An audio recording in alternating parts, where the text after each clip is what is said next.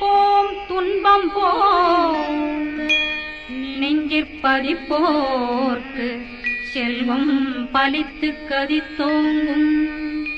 நிஷ்டையும் கைகூடும் நிமலனருள் கந்த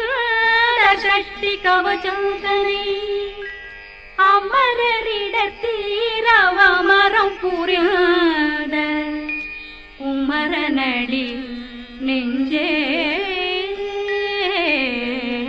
குறி